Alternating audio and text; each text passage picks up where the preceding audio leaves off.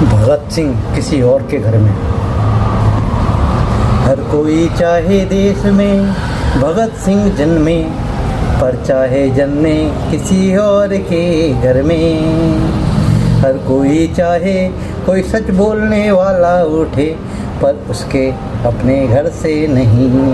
हर कोई चाहे कोई भ्रष्टाचार से लड़े, पर उसकी अपनी सुविधा पर आँच ना आने पाए। हर कोई चाहे व्यवस्था बदल जाए, पर अपनी आदतें ना बदलनी पड़े। अपने बेटे से कहें, बेटा बड़ी नौकरी करना, ऊंचा पद पाना, सुरक्षित जीवन जीना, ज़्यादा सवाल मत पूछना, समय देख कर चलना।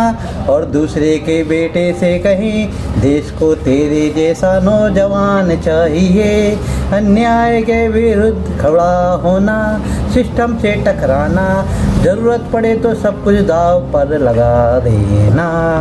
हर कोई चाहता है ईमानदार नेता मिले, लेकिन चुनाव आते ही जाति धर्म डर गुस्से और नारों में अपना वेग गिरवी रख देता है। हर कोई चाहता है ईमानदार अधिकारी मिले, लेकिन अपना काम जल्दी करने के लिए पहला लिफाफा वही बढ़ा देता है। हर कोई चाहता है भ्रष्टाचार समाप्त हो, लेकिन नियम तोड़ने की सुविधा अपने लिए बचा कर रखना चाहता है। हम व्यवस्था को कोसते हैं, पर व्यवस्था आखिर बनती किससे है? हमसे, हमारी चुप्पियों से, हमारे समझौतों से, हमारे उस मौन से जो हर बार कहता है चलो इस बार भी रहने दो। जब किसी पत्रकार पर दबाव की चर्चा होती है, जब किसी सामाजिक कार्यकर्ता पर प्रश्न उठते हैं, जब किसी अधिकारी की ईमानदारी चर्चा में आती है, और जब किसी नागरिक की आवाज़ विवाद बन जाती है, तब पूरा समाज दो हिस्सों में बट जाता है। लेकिन बहुत कम लोग तथ्यों को समझने का धैर्य रखते हैं। आज सच का सबसे बड़ा संकट यह नहीं कि झूठ मौजूद है, बल्कि यह है कि हर पक्ष अपने अपने सच का बाजार सजाए बैठा है। तथ्य पीछे छूट जाते हैं, शोर आगे निकल जाता है। हम बच्चों को इतिहास पढ़ाते हैं, लेकिन वर्तमान से आंखें चुरा लेते हैं। भगत सिंह के विचार सुनाते हैं, लेकिन घर में यह नहीं सिखाते कि ईमानदारी केवल किताबों का अध्याय नहीं, बल्कि रोजमर्रा का अभ्यास है।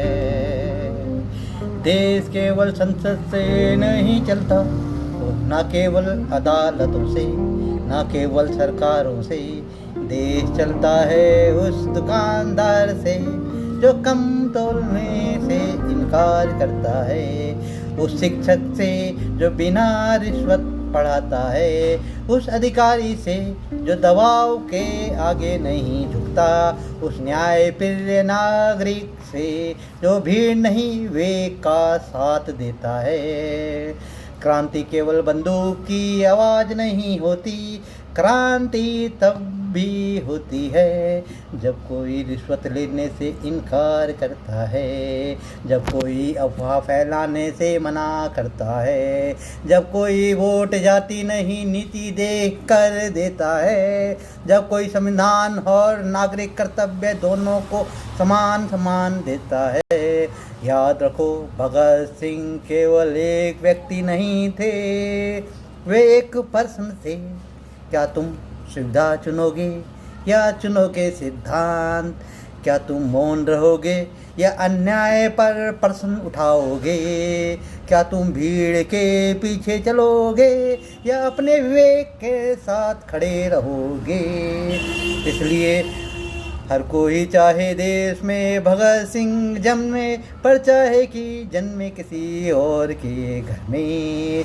और जब तक हर घर अपने बच्चों से यह नहीं कहेगा सत्य का साथ देना, कानून का सम्मान करना, ईमानदारी से जीना और न्याय के सामने डर कर नहीं, सोच समझ कर खड़े होना।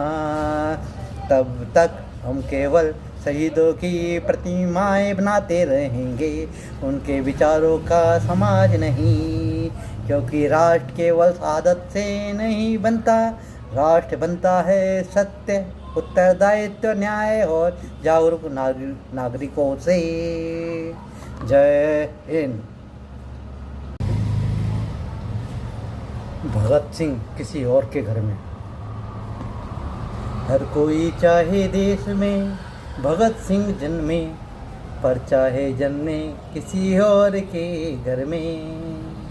हर कोई चाहे कोई सच बोलने वाला उठे, पर उसके अपने घर से नहीं।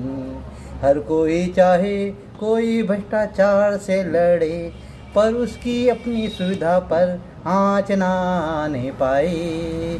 हर कोई चाहे व्यवस्था बदल जाए, पर अपनी आदतें ना बदलनी पड़े। अपने बेटे से कहें, बेटा बड़ी नौकरी करना, ऊंचा पद पाना, सुरक्षित जीवन जीना, ज़्यादा सवाल मत पूछना, समय देख कर चलना।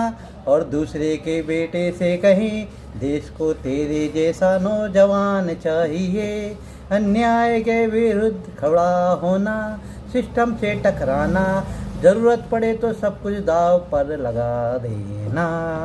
हर कोई चाहता है ईमानदार नेता मिले, लेकिन चुनाव आते ही जाति धर्म डर गुस्से और नारों में अपना वेग गिरवी रख देता है।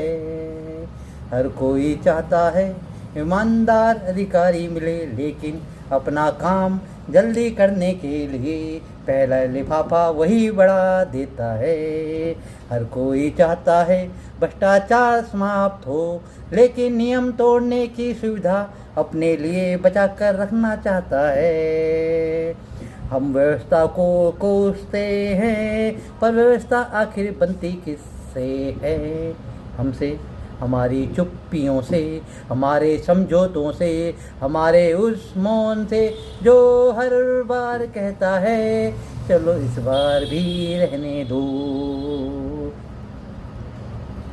जब किसी पत्रकार पर दबाव की चर्चा होती है, जब किसी सामाजिक कार्यकर्ता पर प्रश्न उठते हैं, जब किसी अधिकारी की ईमानदारी चर्चा में आती है, और जब किसी नागरिक की आवाज़ विवाद बन जाती है, तब पूरा समाज दो हिस्सों में बट जाता है।